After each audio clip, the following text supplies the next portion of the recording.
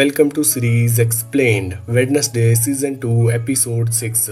शुरुआत होती है, टाइलर अभी भी पिक्चर से बाहर है, लेकिन वीम्स वेडनेसडे को बताती है कि उसकी ओरिजिनल विजन अभी भी चेंज नहीं हुई। इनीड की मौत होगी और उसकी जिम्मेदार खुद वेडनेसडे होगी। फ्रस्ट्रेटेड वेडनेसडे फाइनली वीम्स से पूछती है कि अपनी पावर्स कैसे वापस लाई जाए। वीम्स उसे बताती है कि एक ऐसी बात जो उसे बिल्कुल भी पसंद नहीं आती, उसकी साइको एबिलिटीज उसकी मदर के साथ रिलेशनशिप से जुड़ी हुई हैं, क्योंकि वेडनेसडे और मॉर्टी के बीच अभी भी अनसॉल्व्ड टेंशन है। इसी वजह से उसके पावर्स ब्लॉक हो गए हैं। अगर वेडनेसडे अपनी पावर्स को दोबारा लाना चाहती है तो उसे इमोशनली क्लियरिटी और एम्पैथी दिखानी पड़ेगी। फिर बात फ्रेंचेस्का पर आती है और वीम्स रिवील करती है कि आइजैक उसका भाई था। वो बताती है कि कैसे एक लैब एक्सपेरिमेंट्स के बाद आइजैक गायब हो गया था और फिर उसकी डेड बॉडी के एक लेजेंड बन गया।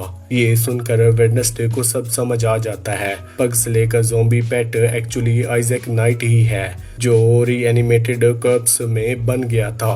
पग्सले उसे ज्यादा डिटेल तो नहीं दे पाता, लेकिन वो एक फोटो वेडनेसडे को देता है जो उसने छोड़ी थी जब वो भाग गया था। ये वही फोटो है जो आइजैक को सीवियर्स में मिली थी जब उसने उस हिटमैन का ब्रेन खा गया था, जिसे फ्रेंचेस्का को खत्म करने के लिए भेजा गया था। तब क्लियर होता है कि फ्रेंचेस्का के पीछे सिर्फ वेडनेसडे ही नहीं बल्कि आइजैक भी अपनी बहन को ढूंढ रहा है।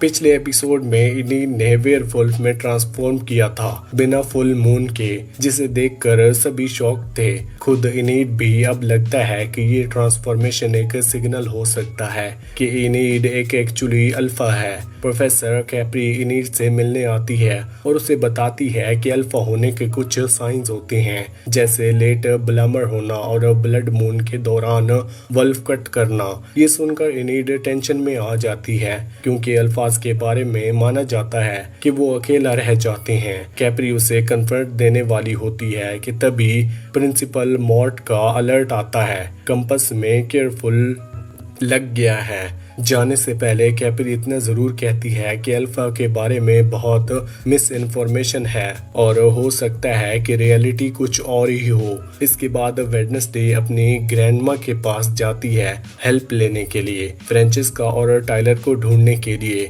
ग्रैंडमा उसे एक लेजेंडरी रेवन के बारे में बताती है, रोसलिन रेटवुड, जो नाइटमेयर में टीचर थी अपनी जमीन में। अब वो नेवरमोर ग्रेवयार्ड में दफन है। ग्रैंडमा बताती है कि अगर कोई रेवन उसकी कब्र के नीचे लिखी हुई इंस्क्रिप्शन पढ़े तो उसे टेम्परेरी साइट मिल जाता है। जवाबों की तलाश में वेडनेसडे ग्रेवयार्ड जाती है और वहां उसे रोसलाइन मिलती है, जिसका रूल लेडी गागा करती है। वेडनेसडे उसे हेल्प मांगती है। रोसलिन उससे कहती है कि अगर वो अपने हाथ फ्लेम के ऊपर रखे उसकी साइकोसाइट टेम्परेरी वापस आ जाएगी, लेकिन एक वार्निंग देती है, अगर उसने उसके बीच अपना हाथ वापस खींच लिया तो रेवन का राज टूट जाएगा और उसकी बड़ी प्राइस चुकानी पड़ेगी। ट्रेन्स के दौरान इनीड आ जाती है और वेडनेसडे को खींच लेती है।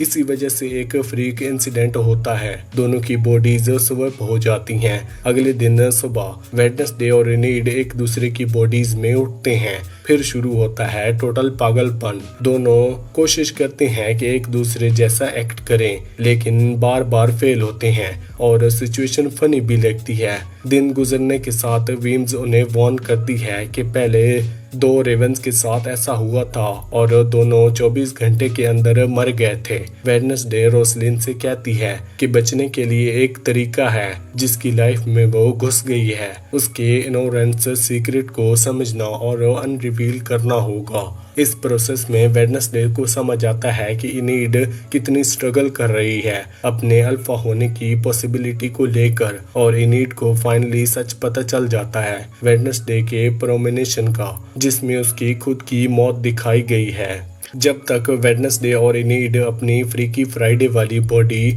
स्विप प्रॉब्लम से निकलने की कोशिश कर रही होती हैं, एक बड़ा ट्विस्ट सामने आ जाता है। फ्रेंचेस्का अब टाइलर की नई मास्टर बन गई है, लेकिन साथ ही वो खुद मर रही है। जब आइजैक अपनी बहन से मिलता है, वो उसे वादा करता है कि इस दफा वो अपना काम पूरा करेगा, उसकी जिंदगी बचाएगा। ये वादा उसे नेवरमोर ले जाता है। जहां वो प्रोफेसर ऑल्फ्रेड से मिलता है। पता चलता है कि आइजैक ने ही वो इन्वेंशन बनाया था जिसने उसे पिछले 30 साल तक जिंदा रखा था। अब वो अपना हक लेने आ गया था। आइजैक मशीन का पावर सोर्स निकाल लेता है और फिर ऑल्फ्रेड का ब्रेन कंज्यूम कर लेता है। ये सब एग्नेस देख लेती है और चिल्लाती है लेकिन और गायब हो जाती है। एग्नीज वेडनेसडे की हेल्प करने के लिए आइजैक का पीछा करती है। वो उसे टाइलर और फ्रांसिस तक फॉलो करती है जो विलो हिल की तरफ जा रहे होते हैं। एग्नीज वेडनेसडे को लोकेशन भेज देती है ताकि वो उसका फॉलो कर सके और उसे बचा सके। आइजैक ट्रीटमेंट शुरू करने ही वाला होता है कि टाइलर एग्नीज को देख लेता है और उसे एक सेल में डाल देता है, लेकिन एग्नीज समय पर एक मैसेज वेडनेसडे और इनीड तक पहुंचा देती है। वेडनेसडे और इनीड तुरंत वहां उसे बचाने के लिए आ जाते हैं। आइजैक, फ्रांसिस्को और टाइलर एस्केप कर जाते हैं लेकिन उसके दौरान मशीन डिस्ट्रॉय होने लगती है। सब वहां से भाग जाते हैं और मशीन डिस्ट्रॉय होने से पहले वेडनेसडे जो इनीड की बॉडी में होती है वो वेयरवुल्फ में ट्रांसफॉर्म हो जाती है और अपने दुश्मन को मारने ही वाली होती है, लेकिन तभी इनीड उसे वहां से हटा लेती है। टाइम खत्म हो रहा होता है तो वेडनेसडे और इनीड रोजलिन की ग्रेव पर जाते हैं। वहां दोनों अपने सबके गहरे सीक्रेट और फियर्स एक दूसरे के सामने कन्फेस करते हैं। ये कन्फेशन सक्सेसफुल होते ही दोनों अपनी असली बॉडीज में वापस आ जाती हैं और मौत से बच जाती हैं, लेकिन खुशी से ज्यादा डर टिकती। वीम्स आकर वेडनेसडे को बताती है कि अब प्रमोशनल बदल गई है। अब इनीड सेफ है लेकिन एडम फैमिलीज का एक मेंबर मौत के मार्ग पर हो गया है और उसकी जान जरूर जाएगी, लेकिन वो कौन है इसका नहीं पता। इसी के साथ ये एपिसोड यहीं पर खत्म होता है। आपको कौन सी मूवी या फिर वेब सीरीज का एक्सप्लेनेशन चाहिए हमें कमेंट सेक्शन में जरूर बताना। वीडियो अच्छी लगी हो तो वीडियो को लाइक करके चैनल को सब्सक्राइब लाजमी करना। Thanks for watching.